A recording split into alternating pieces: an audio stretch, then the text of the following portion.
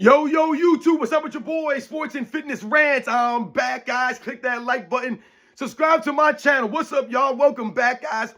Welcome back. Got another great video for you guys today. As usual, man, you guys know the deal on this channel. So about setting the record straight, stopping the lies, stopping the narratives, stopping them from rewriting history, guys. And in this video, I want to talk about greatness, guys, and how, quote-unquote, greatness can mean different things to different people in relation to the players in the NBA, and some comments that I did a video on early this morning, man, that had me really thinking, about greatness and really what does it mean to each and every one of us. And it could mean different things to different people, guys. And I did a video early on Dwayne Wade's comments about LeBron James, Kobe Bryant, the mentality, and how he said that they had a similar mentality. And the reason why he was saying that is because they were both chasing greatness, is what he said, quote unquote greatness.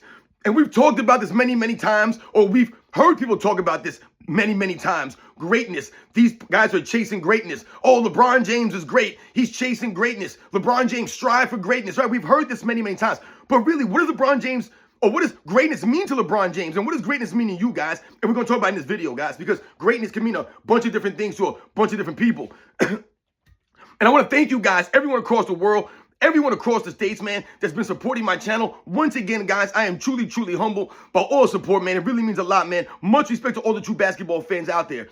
And you guys know what to do, man. Turn the volume all the way up. Hit that play button. Remember, these videos are for educational purposes. And let's roll.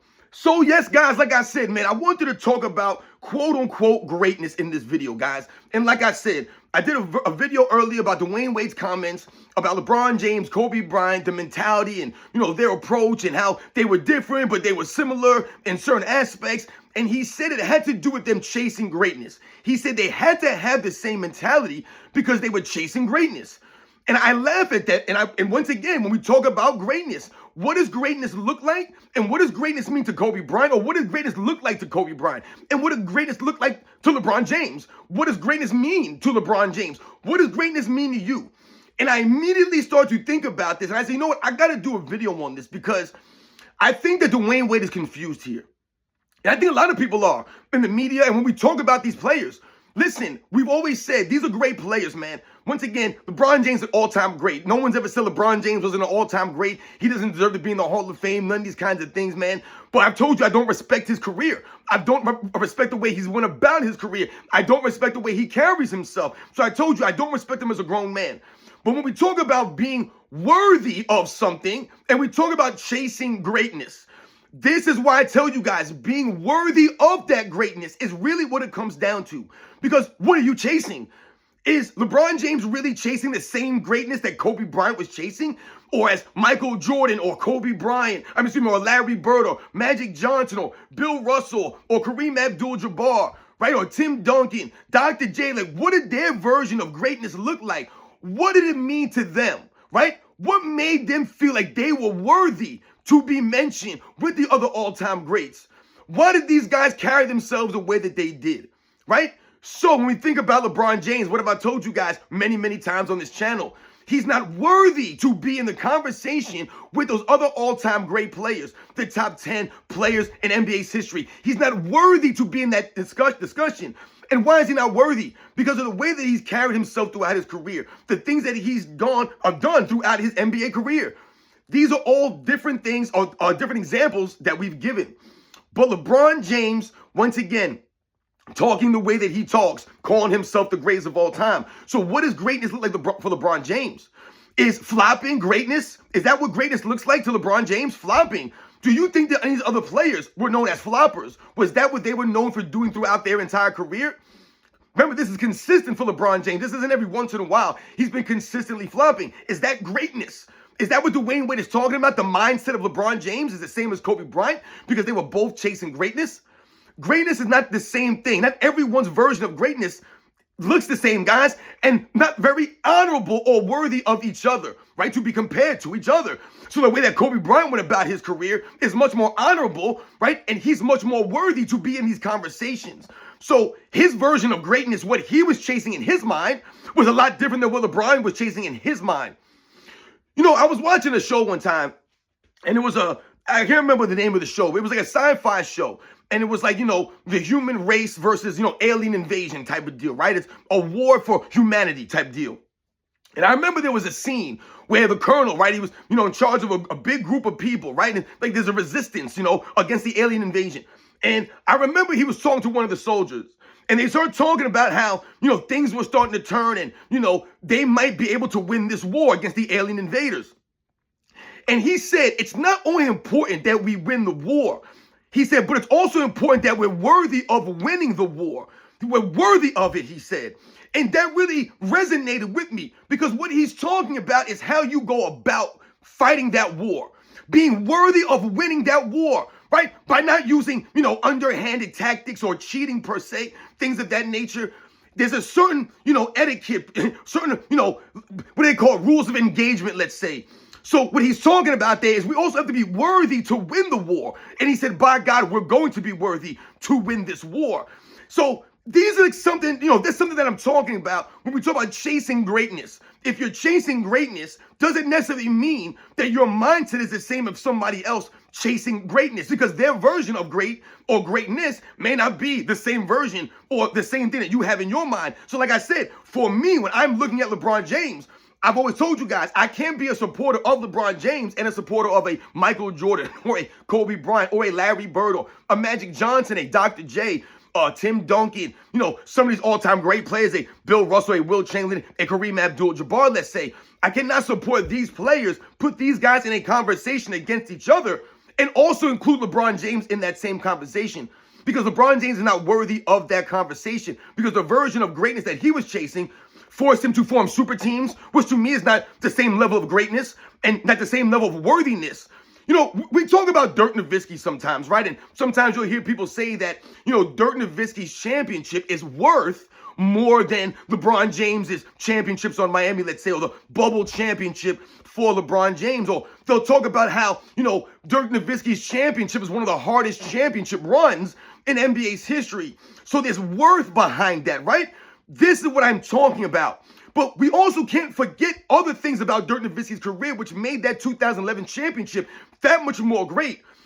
So if we think about Dirk Nowitzki's career, we can think about the 2006 NBA Finals when he lost, right, as a favorite to the Dwayne Wade Miami Heat. You guys remember that championship? The Miami Heat were down. Dirk Nowitzki's Mavericks were winning in that series. And the Miami Heat came back with Dwayne Wade leading them and won that finals. And the Mavericks were the favorite in that finals. Then we think about the very next season, guys, in 2007 for Dirk Nowitzki. And how he won the MVP in 2007, if I remember correctly. And the Dallas Mavericks were the number 1 seed. But what happened to the Dallas Mavericks in 2007, guys? They lost as a number 1 seed to an 8 seed. The first time in NBA history that a number 1 seed lost to an 8 seed in a 7-game series. Remember back in, I believe it was 1994, I believe it was that the Seattle Supersonics lost to the Denver Nuggets, but that was a 5-game series. That was the first time an 8 lost to a 1, but that was a 5-game series. This was a 7-game series. Remember, it was the We Believe Warriors that beat the Dirk Nowitzki Dallas Mavericks. That was the very next season, guys. The very next season, just back-to-back failures for Dirk Nowitzki. Did Dirk Nowitzki run away and go to a different team? Did he go join up the San Antonio Spurs and play against them? Did he play against another team that beat him? No, Dirk Nowitzki stayed in the Mavericks. But what happened a couple years later in 2010 season? The Dallas Mavericks, as a number 2 seed, lost to the San Antonio Spurs, a number 7 seed that season, guys. Right? That was a big upset in the first round that year. So this is now another failure for Dirk Nowitzki. Right? But did Dirk Nowitzki cry and moan and carry on and make excuses and play the victim and, all these things? Did Dirk Nowitzki have a lot of people making excuses for him? No, he didn't have that luxury. But what happened the very next season? Because Dirk Nowitzki stayed in Dallas. He kept his head on the grind. He stayed with it. And he just stayed loyal. Because the version of greatness that Dirk Nowitzki was chasing, what he thought in his mind he was supposed to do, what was honorable, was to stay in Dallas and fight because he wanted to win it for Dallas. It was going to mean that much more. And what happened that very next season, guys? The Dallas Mavericks won as the underdog against LeBron James super team Miami Heat. And Dirk Nowitzki was the finals MVP. And he went out there and put on a show.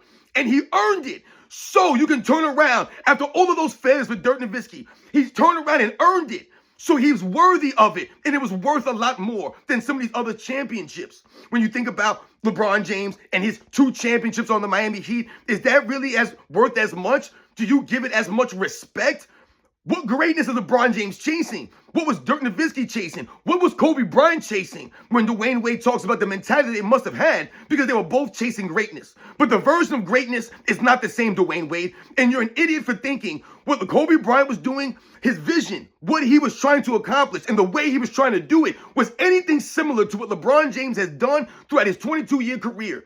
When we talk about the forming of the super teams, when we talk about LeBron James flopping around the court, we talk about LeBron James load managing. Is that greatness? Load managing? When other players in past eras were going out there and giving it their all, chasing true greatness. Is that what Michael Jordan was doing? Was that what Larry Bird was doing? Larry Bird was known for going out there and giving it his all with the heart and the grit, battling through injuries, right? Battling through pain, right? Giving it all, knowing that he might not have that many years left. But that was Larry Bird's version of greatness. He was chasing. That was the greatest in his mind. What he thought was honorable, the right way to go about these things. So we might talk about some of these great players that never won a championship, let's say. And we can say that, maybe they would have been a little bit greater, or it would enhance their career and their legacy because if they would have won a championship. But at the same time, we did not lose any respect for these guys. And we honor these guys because of the way they went about it. Right? Reggie Miller, Patrick Ewing, right? These guys, Karl Malone, John Stockton, these guys just staying in the grind all of those years, not joining up with each other, not, trying to collude with other players, never making excuses, not flopping around, right? Not walking off the court early, being sore losers, having no sportsmanship, right? Not tearing the game down, right? Lifting the game up. These guys still lifted the game up.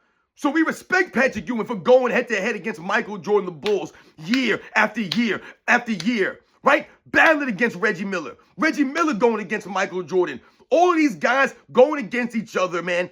And just because some of these guys came up short of a championship, we still honor them. And they're still worthy of being in a lot of these conversations that someone like LeBron James is simply not eligible to be in because he did not chase the same version of greatness that someone like Kobe Bryant was chasing, someone like Michael Jordan was chasing. And Dwayne Wade doesn't seem to get that or understand that. Yeah, we can say LeBron James is trying to be great. I get that, right? No one's saying that LeBron James is trying to be the worst version of himself. But at the same time, his idea of greatness, what is going on in his mind, it's not falling in line with my version of what I would have thought would have been great. And someone like Kobe Bryant, it's not the same. That's why the mentality is not the same. That's why the approach was never the same. Because greatness to them was two completely different things, guys. Two completely different things. It's when we talk about being worthy, guys, and I'm talking about the worth, it's very important, guys. That's what it comes down to, right? The respect that you earn because of the way that you carry yourself, the honor you have, the values that you stand on. So would you want to go throughout your career and try to play on a team that drafted you and try to do everything in your power to make that situation work out? No matter what, just try everything in your power to make the situation work out, right? For that franchise, especially a franchise that had never won before. So let's think about LeBron James winning the championship in 2016. And that's a great accomplishment for LeBron James, the Cleveland Cavaliers, the city of Cleveland, the Cleveland Cavaliers organization. A great accomplishment. You're down 3-1. You guys come back. You win the championship. But what does LeBron James do? He cheapens it. How does LeBron James cheapen the championship in Cleveland? The first in its history. The first since Jim Brown's Cleveland Browns, right? The first major championship that they had to celebrate in all of those years. Why did LeBron James, how did he cheapen it? He cheapened it once again because of the way that he went about his business, right? Making the super team, not taking Andrew Wiggins and developing Andrew Wiggins and saying, hey, we won a championship. We drafted this guy. We brought him in. We developed him over a year or two, and we were able to win a championship, right? Coming in there or staying there from the start, right? Just being there and never leaving. It's not the same. It's not the same. If LeBron James would have stayed, that would have been equivalent to Dirk Nowitzki, the break that I just gave you guys. Remember, LeBron James went to the 07 finals. That very next year that Dirk Nowitzki blew his 06 chance. LeBron James wasn't the favorite, right? But he got swept out of there in bad fashion. He did not play good in that. He did not show up. Lost 4 games to nothing. No big deal. You're still a young player. You keep grinding. But LeBron James didn't do that. He had his failure in 08, the failure in 09, and the failure in 2010. Similar to Dirk Nowitzki's failures in 06, 07, 2010. But he came back strong in 11. LeBron James did not do that in 11. He bailed out in 11. Dirk Nowitzki stood tall and came back and won a championship and earned the respect and the honor. He had it. He never lost the respect because he didn't change and cheat himself. And that's what LeBron James did. So he's not worthy to be in those conversations. I gave you guys the example of Excalibur. You know, think about the movie Program. The Program. I posted that screenshot of Darnell Jefferson, right? Remember, if you're injured, you can't play. If you're hurt, you can. That's what he was saying. Are you injured or you're hurt? He's like, what's the difference? He said, well, if you're hurt, you can play. If you're injured, you can't. Right? But in that movie, in that same movie, and I know you guys probably remember that movie, The Program, man, one of my favorite movies from high school, man. We used to watch that movie and get pumped up before like a high school football game. But in that movie, there's a scene towards the end with the dude Latimer. You guys remember Latimer? Starting defense, place at the table, right? It was a big deal for him to make the starting defense because he didn't quite have, the athletic skills of some of the other guys, right? He didn't have the, athleticism of some of these guys. He wasn't blessed with that stuff. So he had to work hard, and he wasn't on the starting defense. And he wanted to be a starter. So what did Latimer do in the movie? He cheated by taking steroids, pumping himself with chemicals, right? So that he could pump himself up during the offseason and get ready to make a starting defense. And he did that, right? And what did he do? He ended up having to fake drug test in the movie. He ended up getting caught in the end. And what happens at the end of the movie there? Everyone's celebrating the win at the end of the game. I hope I didn't ruin this for you guys. Spoiler alert, man, whatever. So they win the game at the end, right? And everyone's celebrating. It's a great time. And who's not celebrating? Latimer's not celebrating. He's sitting on the bench soaking. And why is he soaking, guys? Because he knows he's not worthy. And he knows that he cheated himself. He cheated the coach. He cheated the program. He knows that. So even though everyone's happy cheering because they just got this win at the end, the season was crazy, right? It was all these ups and downs and blah, blah, blah. Everyone's celebrating because they went out there and earned it. They did it the right way. But Latimer didn't. So he wasn't worthy. And he didn't feel he was worthy. So he wasn't out there celebrating. He felt like crap. That's what I'm talking about. You think that Kevin Durant really feels good about those 2 championships, man? I hope he does. But I don't think deep down he does. Because don't know him respecting things. Because they're not really worthy. It's not worthy. If Kevin Durant, think about this now. If the Oklahoma State Thunder to win a championship this season, right? Now, all of a sudden now, these guys are doing something that Kevin Durant, Russell Westbrook, James Harden, these guys couldn't do in OKC. And why couldn't they do that? Because the version of greatness that they were chasing was the money, was the fame, right? James Harden, look at his version of greatness. What's James Harden? James Harden thinks he's great.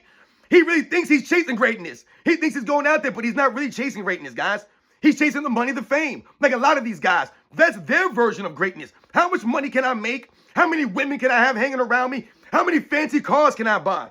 There's a version of greatness for a lot of these guys. How do you want to be remembered? How do you want to be remembered?